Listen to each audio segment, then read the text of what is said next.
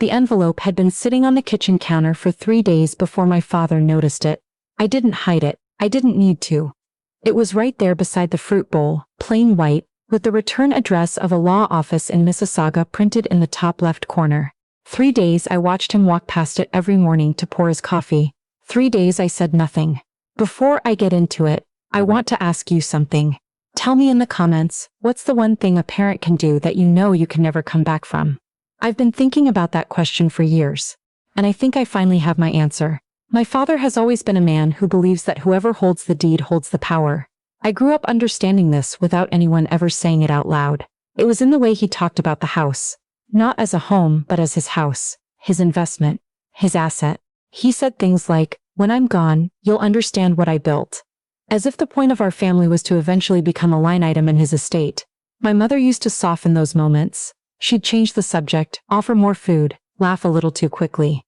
After she passed, I was 22, she was 54, pancreatic cancer that moved faster than any of us were ready for. There was no one left to soften anything. My name is Priya, I'm 31 years old. I work as a paralegal at a mid-sized firm in downtown Toronto, and I have spent the last 4 years quietly, methodically, making sure that when the moment came, I would be ready. I want to tell you what happened the night my father told me to get out. The dinner was supposed to be ordinary. It was a Thursday in October, one of those evenings where the sky goes dark too early, and the cold comes through the windows even when they're closed. My father had called me that afternoon and asked me to come over. He said he wanted to talk about the house situation. I knew what that meant. His girlfriend, Paulette, had been angling to move in for months.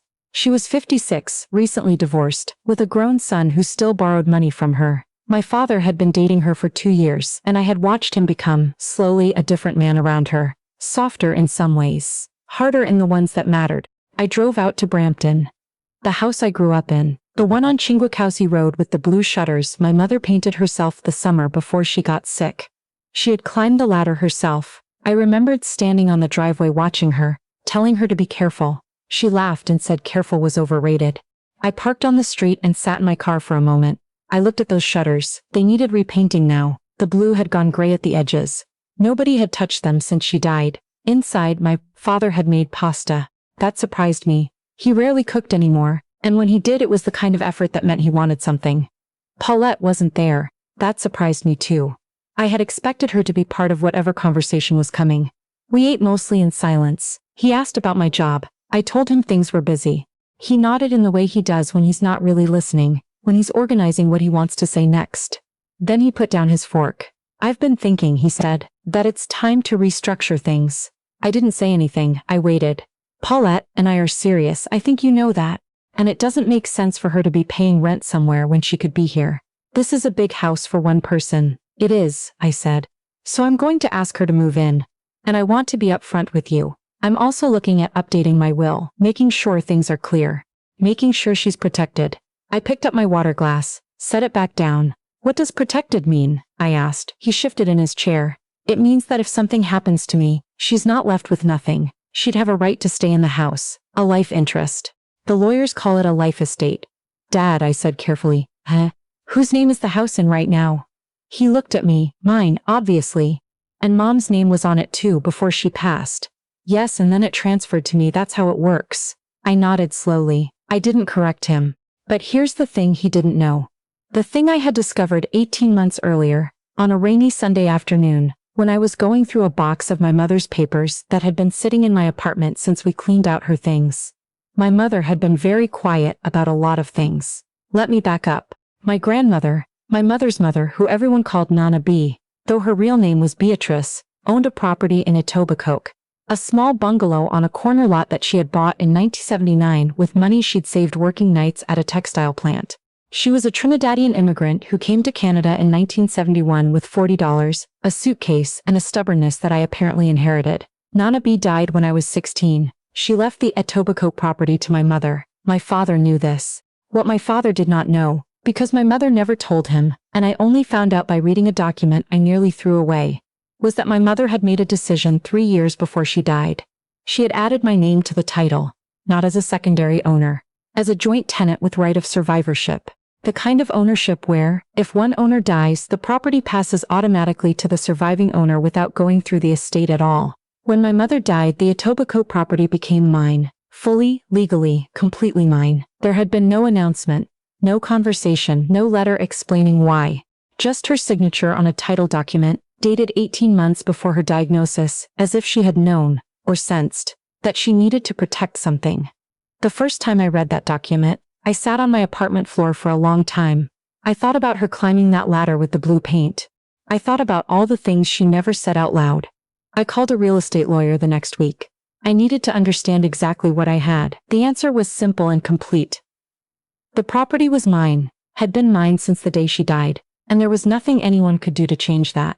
The property was also, as of a valuation I'd had done 6 months ago, worth just over $900,000.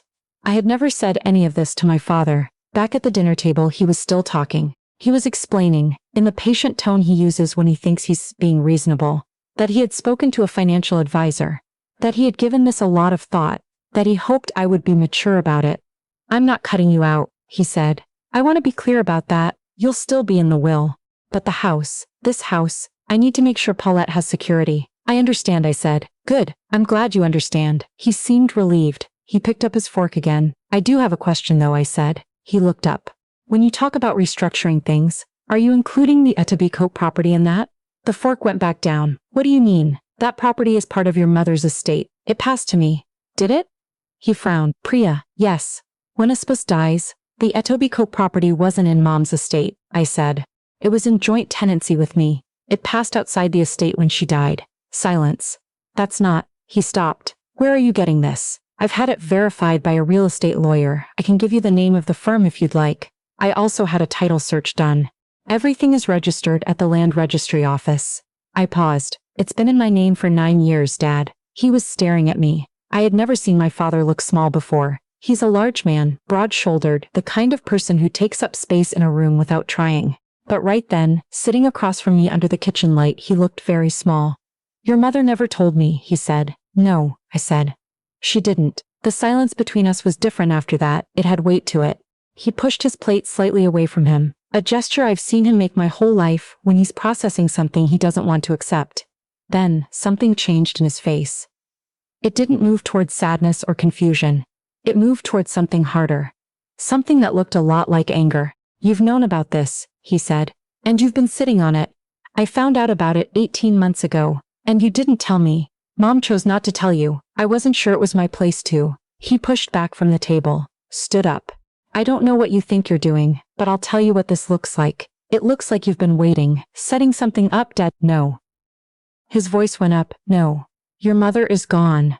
She's been gone for 9 years and you've been sitting on a $900,000 property letting me believe." He stopped himself. Breathed.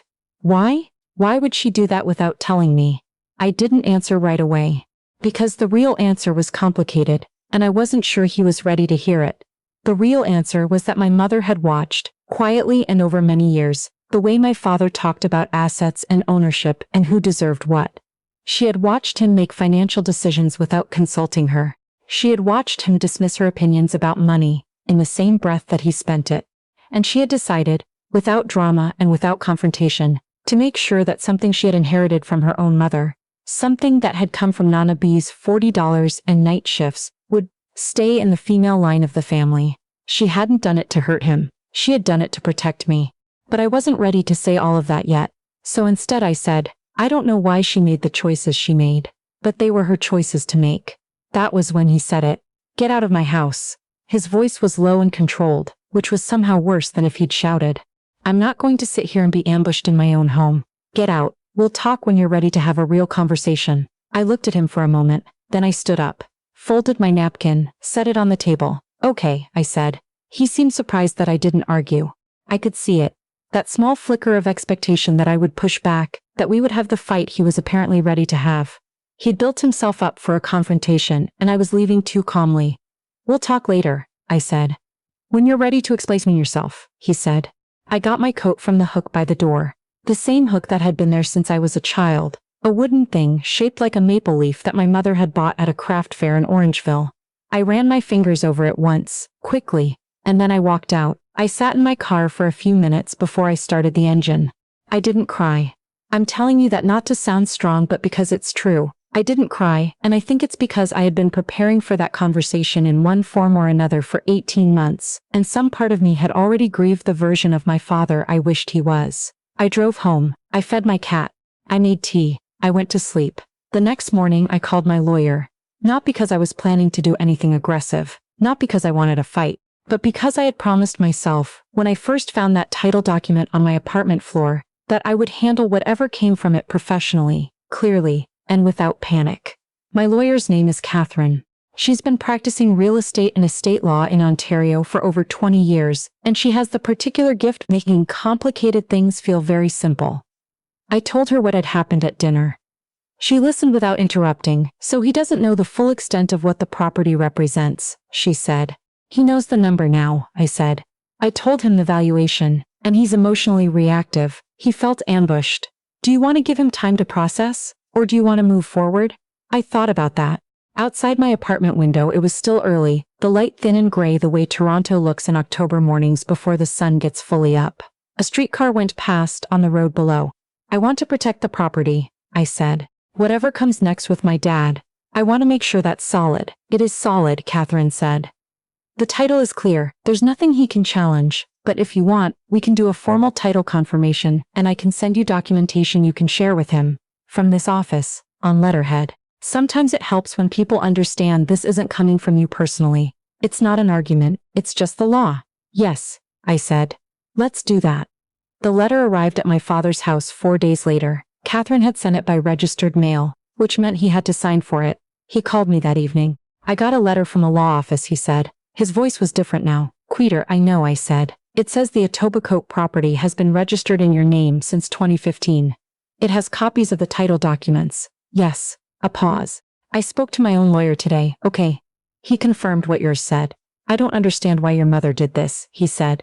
Not angry now. Just lost somehow. I know, I said, and I meant it with genuine softness. I don't have a complete answer for you. I only have the document. He was quiet for a long time.